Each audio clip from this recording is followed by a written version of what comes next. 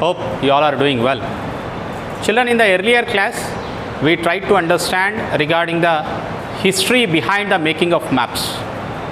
Right from the ancient days in 14th century, 15th century and 16th century, the developments which tried to make the maps more accurate and clear, we tried to understand in the earlier class. The help of latitudes and longitudes made maps to be more accurate and more clear. Ptolemy's books, the research work done by Herodotus and other famous cartographers helped in making the maps. The last in the 16th century, in order to draw the map of the earth on the earth curvature on a plain paper, we learnt about Mercator projection. Without changing the size of the continents and the places, how this Mercator projection has solved the problem of the curvature of the earth, we tried to understand in the previous class. Today we learn how these maps evolved in India. After the colonization by Britishers, by the English armies in many of the continents, in North and South America, Australia, Africa, and even in Asia, most parts were colonized with the help of these maps. Britishers sent a team of expedition which consists even the map makers in order to understand the climate of a place and the people of those places. This helped them to colonize and rule that area for a longer time. In India, Britishers prepared detailed maps when they established their rule here. This was possible by establishing or by setting up a separate department for drawing the maps called as Surveyor General.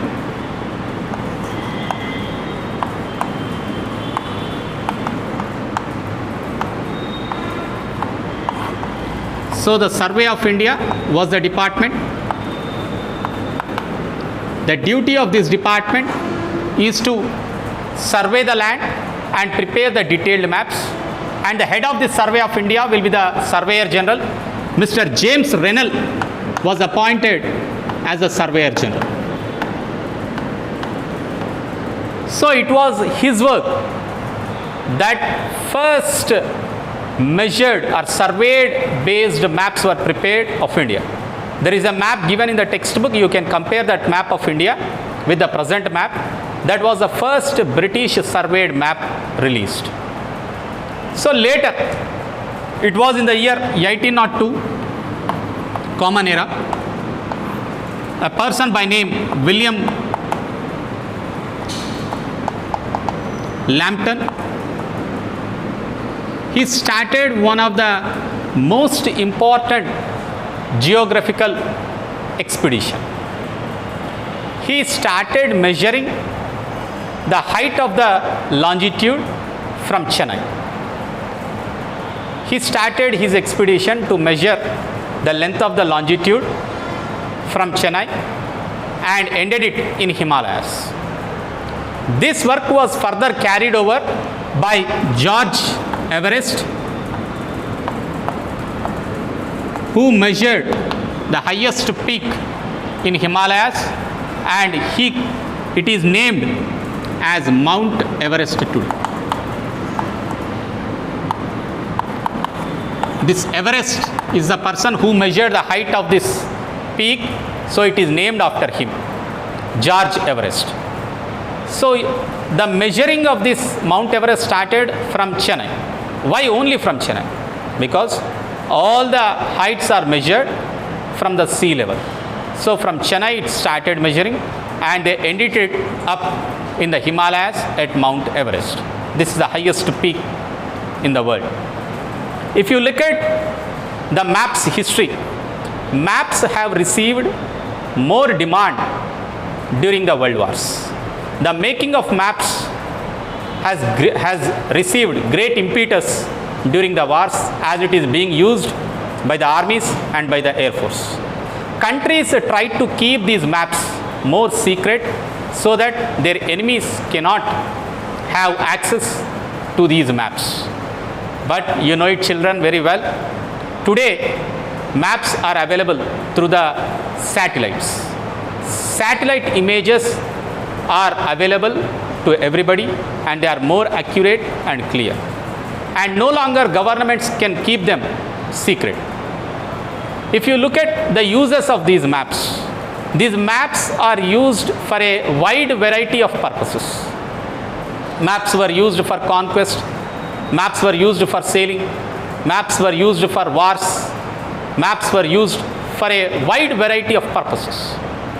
But in our times, maps are being used for planning and development of the countries. The planners make these maps useful for the development of the country.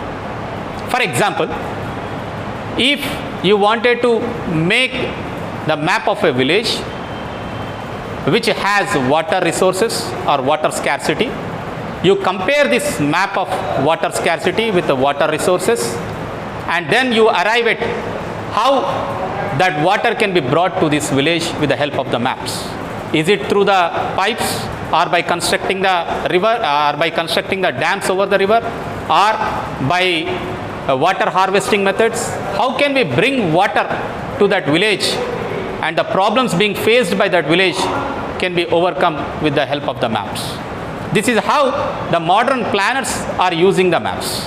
Not only the government administration, but even many of the multinational companies are using the map. For example, the cell services, the mobile services company establishes the microwave towers by keeping the villages, mountains, and other water bodies in mind. They take the maps of these villages and establish the microwave towers so that the cell signals reach to everybody. Apart from these, maps are being used in other way also. You know, maps focuses on a single aspect. The map which focuses on one aspect are called as thematic maps. With a single theme, when the maps are prepared, these maps are called as thematic maps. For example, the political maps which tell about the boundaries of villages, mandals, districts, states and capitals are called as political maps.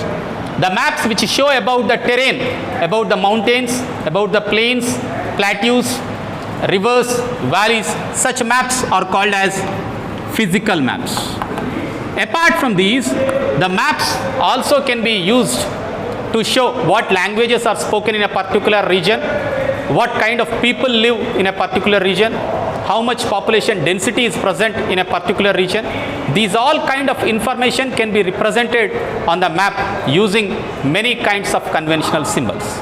So in the next class, children, we shall learn about how to draw a thematic map of land usage. Thank you, children.